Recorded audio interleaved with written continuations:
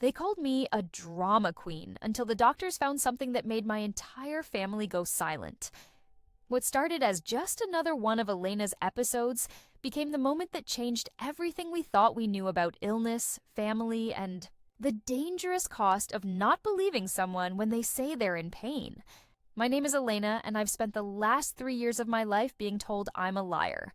Not directly, of course. My family is too polite for that. Instead, they use words like dramatic, sensitive, and my personal favorite, attention-seeking. Every headache that felt like someone was driving nails into my skull was met with an eye roll. Every morning, I woke up feeling like I'd been hit by a truck was dismissed as teenage laziness. And every time I clutched my stomach in pain so severe it made me vomit, my mother would sigh and say, "Here we go again with Elena's theatrics." It started when I was 15. I remember the exact moment because it was my best friend Sarah's birthday party, and I had been looking forward to it for weeks. We had planned everything: matching outfits, a sleepover afterward, the works. But that morning, I woke up with this overwhelming fatigue that felt different from just being tired. My joints ached like I was 80 years old, and there was this strange rash on my face that looked like someone had slapped me hard across both cheeks. "Mom, I don't think I can go to Sarah's party," I said, standing in her doorway in my pajamas at 2 in the afternoon. "Something's really wrong. Look at my face." She barely glanced up from her laptop. "Elena, you're not getting out of this party just because you're nervous about seeing that boy you like. Put some makeup on and you'll be fine." "But Mom, I'm not nervous. I'm sick, really sick, and this rash is probably from using too much of that expensive face wash I bought you. Now go get ready. Sarah's mom is expecting you, and I'm not going to be the parent who lets their dramatic teenager ruin someone else's special day." I went to that party.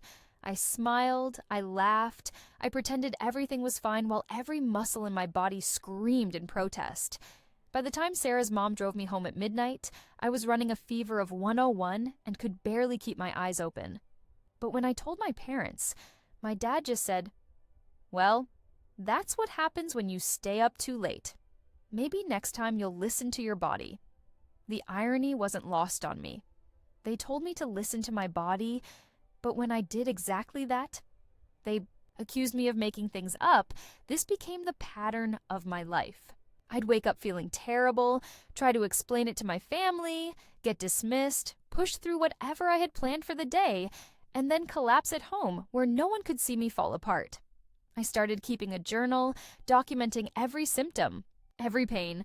Every day I felt like I was dying inside, while everyone around me acted like I was perfectly fine. I thought maybe if I could show them proof, they'd finally believe me. I was wrong. Elena's symptom diary, my brother Jake called it mockingly when he found it one day. He read entries out loud at dinner, doing an exaggerated voice. "Dear diary, today my head hurts so bad I thought I might die. Also, my hands are stiff and my back aches. I must be dying of some rare disease." The whole family laughed.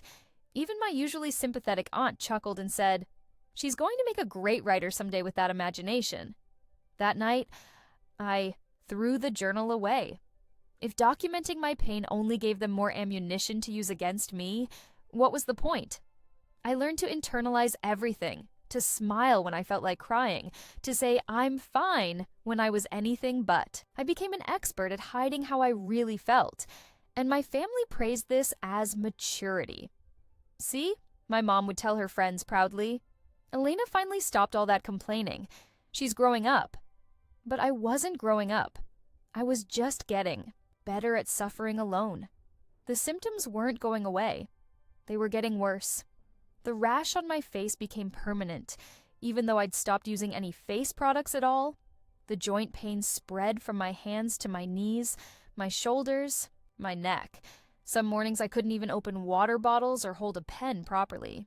I started missing more school, not because I was skipping, but because I literally couldn't get out of bed some days. My grades, which had always been excellent, began to slip. My teachers started calling home with concerns about my attendance and performance.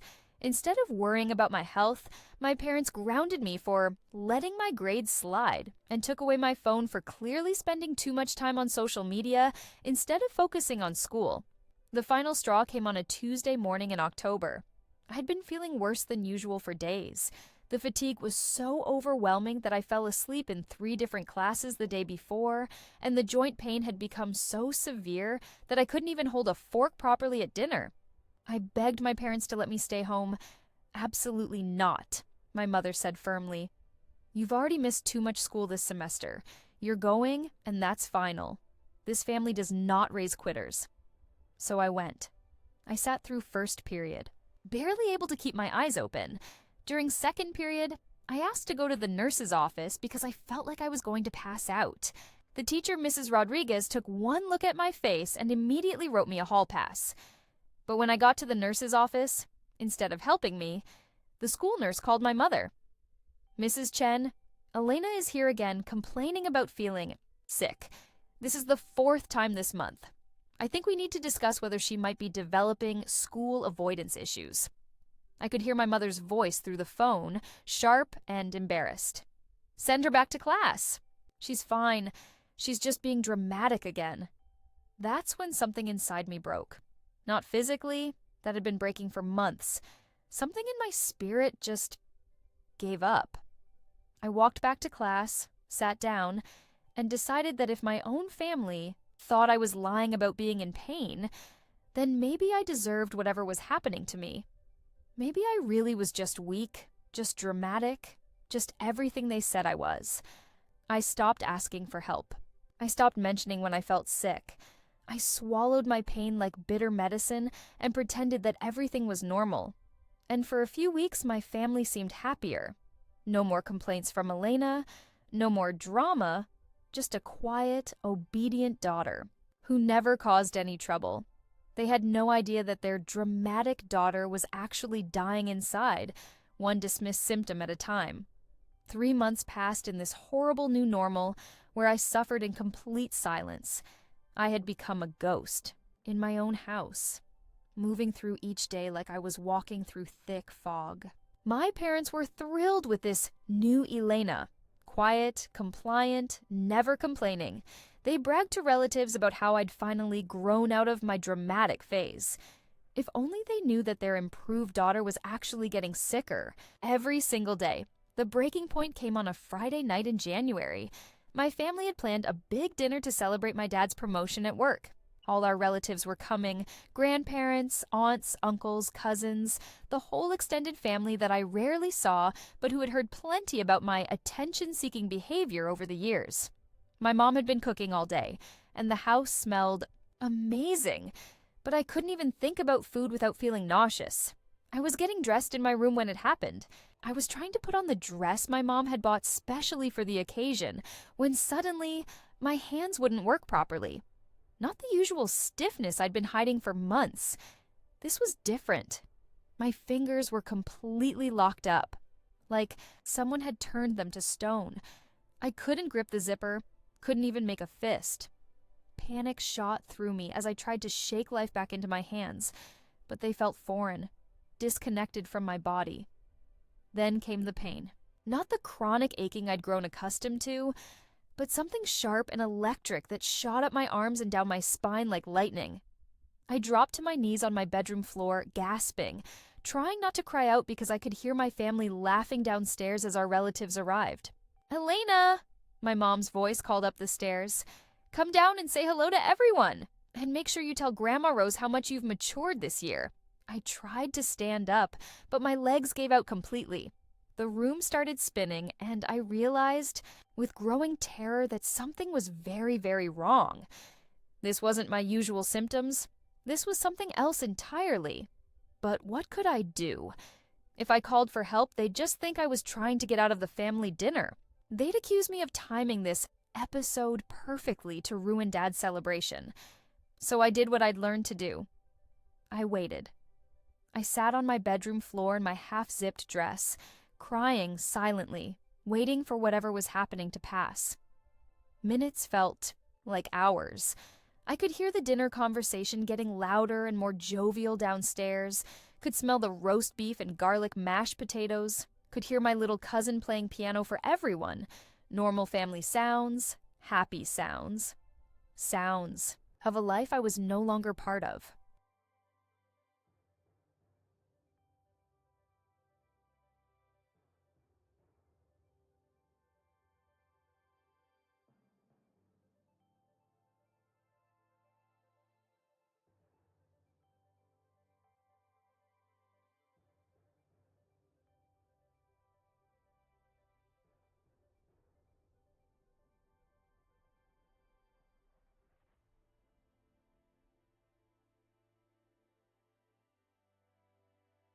20 minutes later, some feeling returned to my hands, though they still felt weak and shaky. I managed to finish getting dressed and went downstairs, forcing a smile as I hugged each relative. My Aunt Linda immediately commented on how pale and thin I looked, but my mother quickly interrupted with a laugh. "Oh, you know Elena. She's always been dramatic about everything. Remember when she convinced herself she was allergic to the sun last summer?" The whole table erupted in laughter as my mom continued, "She's finally learning that not every little ache and pain needs to be announced to the world." I sat through that entire dinner feeling like I was watching it from outside my body. My hands trembled when I tried to cut my meat, so I just pushed food around on my plate instead. My head was pounding so hard I could barely follow the conversations happening around me. Every muscle in my body felt like it was on fire, but I smiled and nodded and played the part of the mature Elena everyone was so proud of. After dinner, while the adults were having coffee and the kids were watching a movie, I excused myself to the bathroom. The moment I locked the door behind me, I collapsed against the wall, sliding down to the floor. My reflection in the mirror was terrifying. My skin had a grayish tint, my eyes were sunken and bloodshot, and that butterfly-shaped rash on my face was darker than I'd ever seen it. I pulled out my phone, and for the first time in months, I Googled my symptoms: joint pain, fatigue, butterfly rash, sensitivity to light. The results that came up made my blood run cold. Lupus, autoimmune disease, chronic illness. Real, documented, serious medical conditions that matched exactly what I'd been experiencing. But even seeing it there in black and white, part of me still wondered if I was being dramatic. My family had been so consistent, so certain that I was making things up, that their voices had become the voice in my head. Maybe I was just a hypochondriac who happened to match some symptoms online. The next morning, I woke up and couldn't get out of bed. Not in the usual way where I felt tired and achy. I literally could not make my body move. My arms and legs felt like they weighed 1,000 pounds each. When I tried to sit up, the room spun so violently I immediately lay back down. I was burning up with fever, but I was shivering uncontrollably at the same time. For the first time in months, I called out to my parents. My voice came out as barely a whisper, so I tried again, louder. "Mom, Dad, I need help." I heard footsteps on the stairs, but they were slow, annoyed footsteps. My mother appeared in my doorway with her arms crossed, already wearing the expression she got when she thought I was being difficult. "Elena Marie, it is 10:30 in the morning. Your father and I have been up since 6 doing yard work. And you're still in bed? This has got to stop. Mom, please," I croaked. And even I could hear how terrible my voice sounded. "Something's really wrong this time. I can't move. I think I have a fever." She stepped into my room and placed the back of her hand on my forehead for exactly 2 seconds. "You feel fine to me. Now get up and get dressed. We're going to Home Depot, and I need your help carrying things." "I can't," I whispered, tears starting to flow. "I really can't move, Mom. Please believe me." The expression on her face shifted from annoyance to something colder. "Elena, I am not playing this game anymore. You are 17 years old, not 7. Stop acting like a baby and get out of that bed right now, or you're grounded for the rest of the month." She left my room, slamming the door behind her. I heard her downstairs telling my dad, "She's doing it again, the dramatic sick act. I thought we were past this." I lay there for another hour, drifting in and out of consciousness, before I realized that no one was coming to check on me again. They really thought I was faking.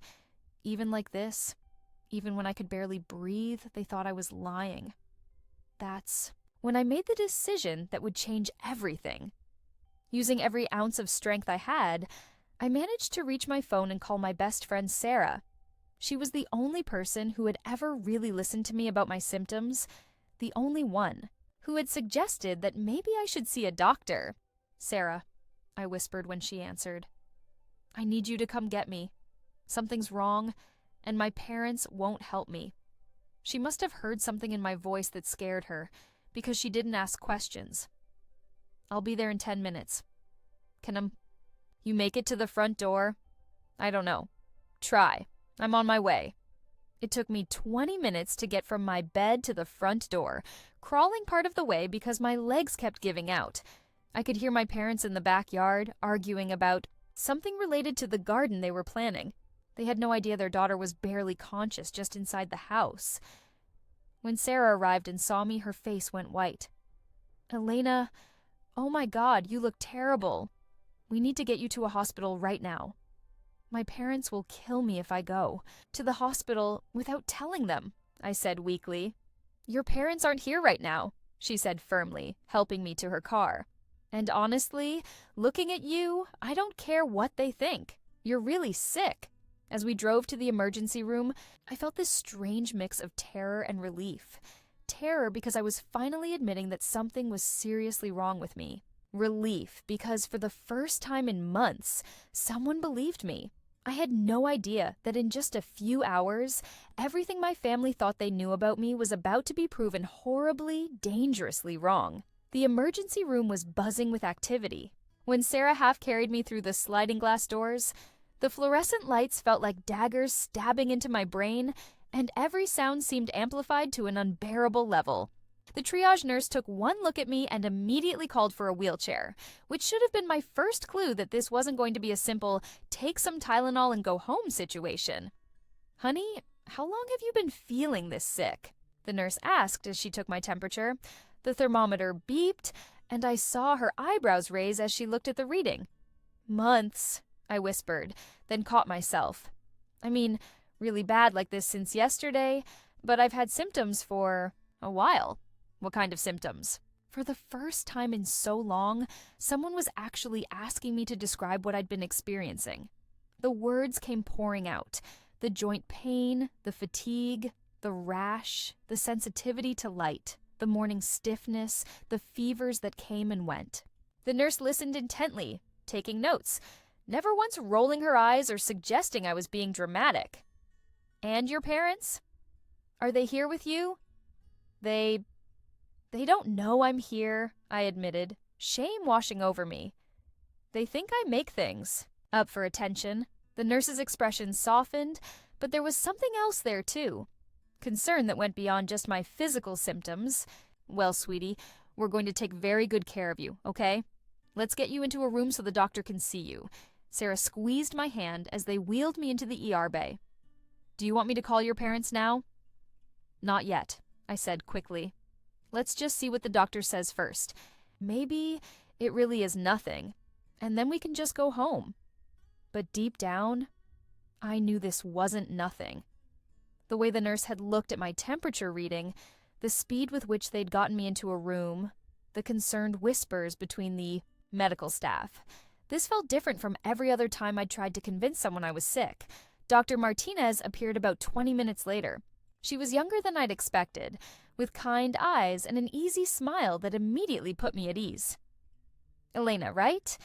I'm Dr. Martinez. I hear you haven't been feeling well for quite some time." She didn't just ask me questions, she listened too, my answers. Really listened. When I described the butterfly-shaped rash on my face, she examined it carefully with a magnifying glass. When I told her about the joint pain, she gently tested the range of motion in my fingers, wrists, and knees. When I mentioned the fatigue, she asked specific questions about how it affected my daily life. "Elena, I'm going to be honest with you," she said after her examination. "Based on what you're telling me and what I'm seeing, I think we need to run some tests, some blood work to start, and we'll go from there.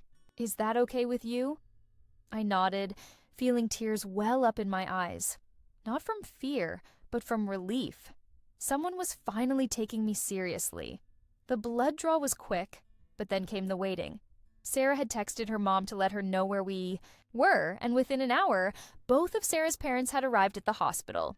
Mrs. Peterson, Sarah's mom, took one look at me and immediately went into protective mom mode. "Elena, honey, do your parents know you're here? Are they on their way?" I haven't called them yet," I admitted. "Why not?" Mr. Peterson asked gently. The whole story came tumbling out. How my family had dismissed my symptoms for months. How they'd accused me of being dramatic and attention-seeking. How I'd learned to suffer in silence because asking for help only made things worse. How I'd finally given up on trying to convince them something was wrong. Sarah's parents exchanged a look that I couldn't quite read, but Mrs. Peterson sat down beside my hospital bed and took my hand. "Elena, I've known you since you were 8 years old. You are not a dramatic child. You're not attention-seeking. And if you say you've been in pain, then you've been in pain. I'm going to call your parents now and let them know where you are, okay?" I wanted to protest, but I was too exhausted to fight anymore. I closed my eyes and listened as Mrs. Peterson stepped into the hallway to make the call. "Hi, Mrs. Chen. This is Janet Peterson, Sarah's mom. Yes, Elena is with us. She's at City General Hospital. No, she's not in trouble. She's sick, and we brought her to the emergency room." "What do you mean she's being dramatic?" "She has a 104-degree fever." Even through the closed door, I could hear my mother's voice getting louder and more agitated on the other end of the line. Mrs. Peterson's voice remained calm but firm. "With all due respect, I think you need to get down here. The doctors are running tests, and Elena is very sick. I understand you're frustrated, but your daughter needs you right now. City, General, Emergency Department, we'll be here." Oh, when she came back into the room, her face was flushed with anger, but she kept her voice gentle when she spoke to me. "They're on their way, honey." "Are they mad?" I asked, though I already knew the answer. "They're confused," she said, diplomatically. "But Elena, once they see you here, once they talk to the doctors, they'll understand. Sometimes parents have a hard time accepting when their child is really sick. It's scary for them." I wanted to believe that, but I'd lived with my family's reactions for too long to have much hope that a hospital setting would change anything. Dr. Martinez returned about an hour later with a manila folder full of papers. The expression on her face was more serious than before, and my heart started pounding. "Elena, I have your test results back, and I need to discuss them with you. Are your parents here yet?" "They're on their way," Mrs. Peterson answered. "Is it okay if we stay with her until they arrive?" "Of course." Dr. Martinez pulled up a chair beside my bed. "Elena, your blood work shows some significant abnormalities. Your inflammatory markers are extremely elevated, which confirms that your body has been fighting some kind of systemic inflammation for quite some time. Your white blood cell count is concerning, and we found some specific antibodies that point to an autoimmune condition." The words washed over me like a foreign language. "What does that mean?" "It means that your immune system has been attacking healthy tissue in your body. Based on your symptoms and these test results, I believe you have systemic lupus erythematosus. Lupus for short. It's a serious autoimmune disease that can affect multiple organs in your body." The room went completely silent. Sarah grabbed my hand and squeezed it tight. I felt like I was floating outside my body, watching this conversation happen to someone else, but my family said I was making it up, I whispered. Dr. Martinez's expression grew even more serious. "Elena, you are not making anything up.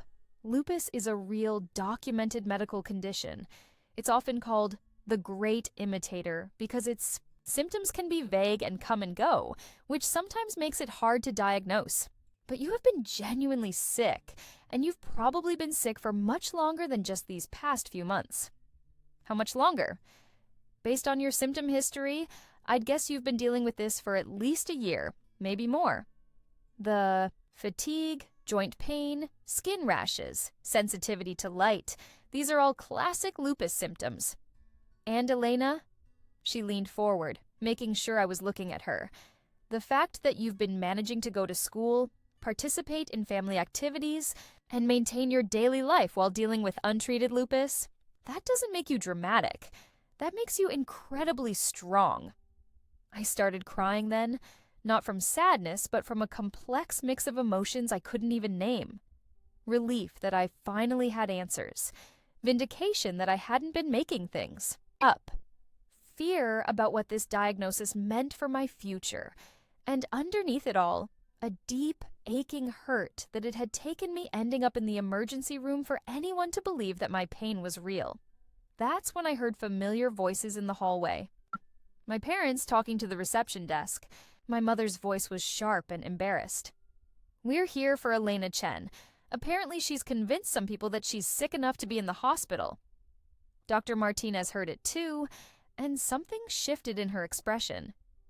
"Elena, when your parents come in here, I want you to know that I'm going to explain your diagnosis to them very clearly. What you've been going through is not your fault, and it's not something you could have controlled or prevented. Do you understand me?" I nodded, wiping my tears. After months of being told I was a liar, a drama queen, and an attention seeker, I was about to find out how my family would react when faced with medical proof that they had been wrong about me all along. The door opened, and my parents walked in, their faces set in expressions I knew all too well, annoyance mixed with embarrassment. But when they saw me lying in that hospital bed, connected to an IV with medical equipment beeping around me, something in their faces shifted. For the first time in months, they looked at me and saw that I was actually, undeniably, seriously sick. The silence that followed my parents' entrance into that hospital room was deafening. My mother's hand flew to her mouth as she took in the sight of me, pale, weak, connected to an IV drip. My father stood frozen in the doorway, his eyes wide, with genuine fear. "What's wrong with her?" my mother whispered to Dr. Martinez. Dr. Martinez stood up, her posture professional but firm. "Your daughter has been diagnosed with systemic lupus erythematosus. It's a serious autoimmune disease that has been attacking her body's healthy tissues for at least a year." The color drained from my mother's face. "That's impossible. She was just being dramatic." "Mrs. Chen," Dr. Martinez interrupted, spreading. Test results on the tray beside my bed. "Elena's inflammatory markers are dangerously elevated. Her immune system has been attacking her own body for months. These are not the results of someone being dramatic." My father leaned forward, studying the papers. "But she went to school, did her chores."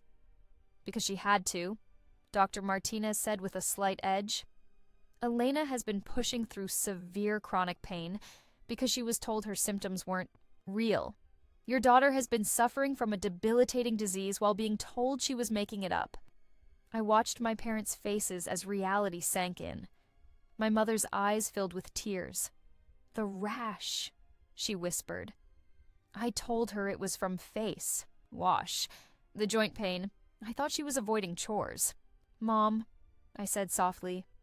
She looked at me then, really looked at me, and saw all those mornings I'd struggled to get out of bed, all those times I'd winced in pain, all those family gatherings where I'd sat quietly in the corner.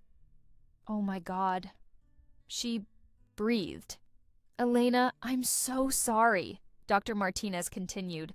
"Lupus is treatable with proper medication, but the disease progressed because it went undiagnosed. We need aggressive treatment to prevent organ damage." "Organ damage?" My father's voice cracked. The next few hours were a blur of medical consultations and discharge planning, but the most profound change wasn't my treatment plan.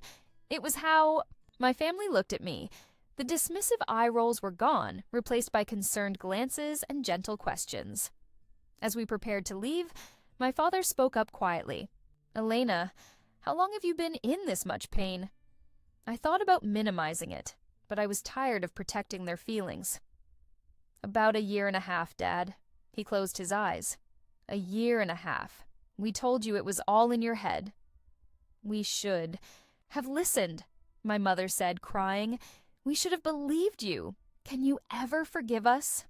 I looked at my parents and saw two people genuinely horrified by their mistakes. I don't need you to be perfect. I just need you to believe me from now on. Always, they both promised. 3 months later, my lupus was well controlled with medication.